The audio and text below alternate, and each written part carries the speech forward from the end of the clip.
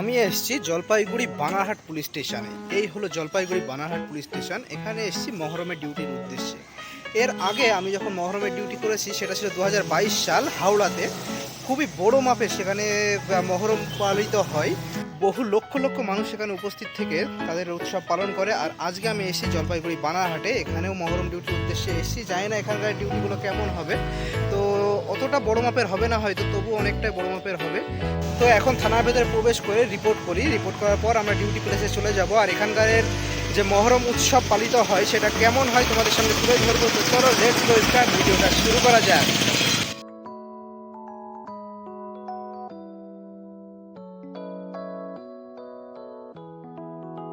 আমার সামনে লেখা রয়েছে আই লাভ বানারহাট। এখানে যেটা রয়েছে এটা হলো থানা, মেন থানার অফিস। আর এই সাইডে রয়েছে ব্যারাক, পুলিশ ব্যারাক, এখানে স্টাফরা থাকে। তো এখন এই ব্যারাকের ভিতরে যাব, বন্ধুরা আসে তাই সে দেখা সাক্ষাৎ করব।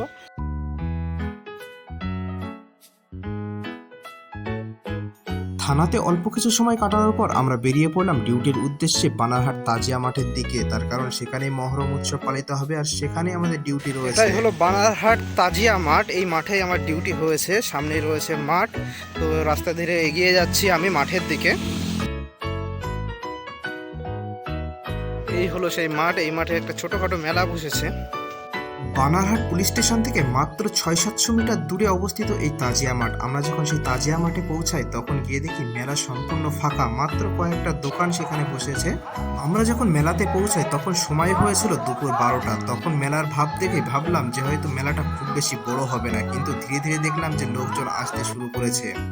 এরপর দেখতে পেলাম বিকাল 4টে না বাজতেই শত শত লোক থেকে ধীরে ধীরে হাজার হাজার লোকে পরিপূর্ণ হয়ে গেল মাঠটি। আরও দেখতে পেলাম বানারহাটের বিভিন্ন গ্রাম অঞ্চল থেকে আগত খেলোয়াড়দের, যারা এই মহরমে লাঠি খেলা ও তলোয়ারবাজির খেলা দেখাবে। আর তাদের এই লাঠি ও তলোয়ারবাজির খেলা দেখার জন্য তাদেরকে ঘিরে দাঁড়িয়ে রয়েছে হাজার হাজার দর্শক। একদিকে যেমন তলোয়ারবাজি ও লাঠি খেলার কম্পিটিশন চলছে, আর অপরদিকে সাজিয়ে রাখা হয়েছে সুন্দরভাবে তাজিয়াগুলো। আমরাও বেশ কিছুক্ষণ সেই ভিড়ের ভিতরে উপস্থিত থেকে তাদের খেলা দেখতে থাকলাম। দেখলাম যে তারা একের পর একটি মাঠে প্রবেশ করছে আর তাদের খেলা দেখাচ্ছে, এবং এই খেলার মাধ্যমে তারা লাস্টে পুরস্কার পাবে। ফার্স্ট, সেকেন্ড, থার্ড এই বিবেচনায় বিবেচিত হবে। এই যে আরেকটা নতুন টিম ঢুকে গিয়েছে, তারাও তাদের খেলা প্রদর্শন করবে। তো বেশ কিছুক্ষণ খেলা দেখার পর আমরা সেখান থেকে মেলার অন্যান্য প্রান্তে ঘোরার উদ্দেশ্যে বেরিয়ে পড়লাম। আমার সাথে রয়েছে আমার আরও দুটো দাদা, পঙ্কজদা আর বর্মনদা।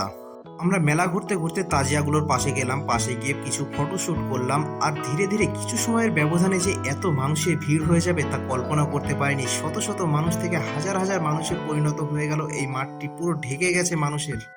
যা তোমরা দেখতে পাচ্ছ শুধু মাথায় দেখা যাচ্ছে, মাঠের আর অন্যান্য কিছু সেভাবে দেখাই যাচ্ছে না। তাজিয়াগুলো সাজানো রয়েছে আর অপরদিকে রয়েছে বাচ্চাদের খেলার বিভিন্ন সরঞ্জাম। এছাড়াও আরও বেশ অনেক রকমই দোকান পাশারি মেলাতে বসেছিল। আমরা মেলাটার চারিপাশে কিছুক্ষণ ঘোরাঘুরি করার পর আবার ফিরে আসলাম সেই খেলার ময়দানে। যেখানে খেলা হচ্ছে সেখানে ফিরে এসে বেশ কিছুক্ষণ খেলা দেখলাম।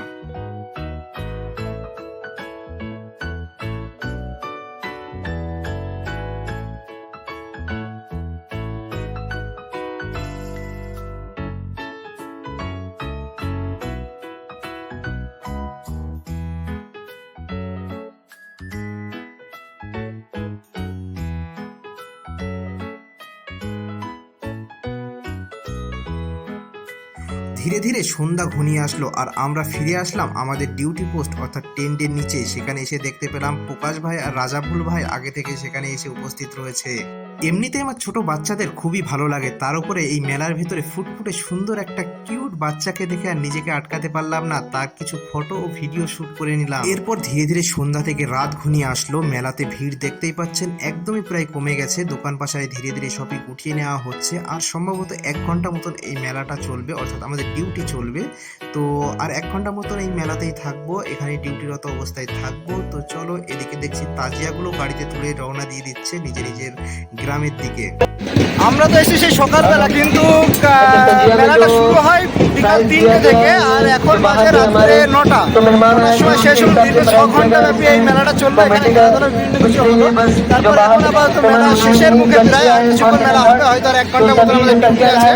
তো আজকে ভিডিওটা এই পর্যন্ত রাখছি। দেখা হচ্ছে পরের কোনো ভিডিওতে। ভালো থাকবে, সুখে থাকবে, শান্তি থাকবে। আর দেখা হচ্ছে নেক্সট ভিডিওতে। Bye bye.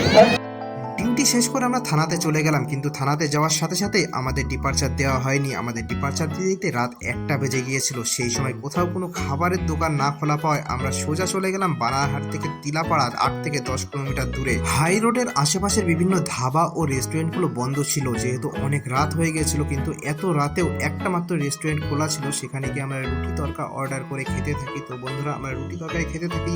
ভিডিওটা ভালো লাগলে অতি অবশ্যই লাইক কমেন্ট সাবস্ক্রাইব করে দেবেন। Bye bye.